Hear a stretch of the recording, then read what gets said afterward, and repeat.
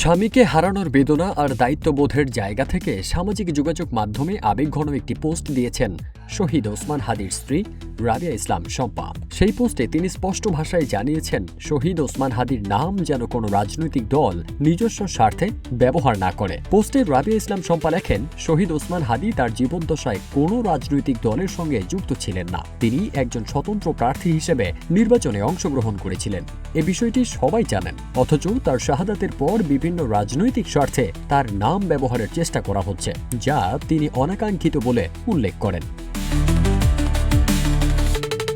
তিনি আরও বলেন, শহীদ ওসমান হাদির আদর্শ অনুসরণে তাদের কোনো আপত্তি নেই, তবে তার নামকে রাজনৈতিকভাবে ব্যবহার করা কখনোই কাম্য নয়। একই সঙ্গে তিনি অভিযোগ করেন, কোনো ধরনের যাচাই বাছাই ছাড়াই কেবল দলের স্বার্থে যাকে তাকে ওসমান হাদির পরিবারের সদস্য হিসেবে উপস্থাপন করা হচ্ছে, যা সাধারণ মানুষকে বিভ্রান্ত করছে।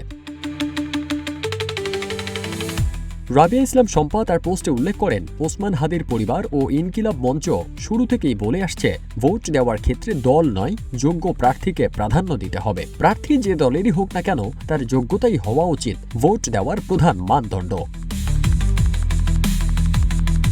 পোস্টের শেষাংশে তিনি ভোটারদের প্রতি আবেগপূর্ণ আহ্বান জানিয়ে বলেন, আগামী 12 তারিখ সবাই শান্তিপূর্ণ পরিবেশে ভোট কেন্দ্রে গিয়ে দলে দলে নিজেদের পছন্দের যোগ্য প্রার্থীকে মূল্যবান ভোট প্রদান করবেন। একই সঙ্গে তিনি সবাইকে ভোট দেওয়ার নাগরিক দায়িত্ব পালনের অনুরোধ জানান।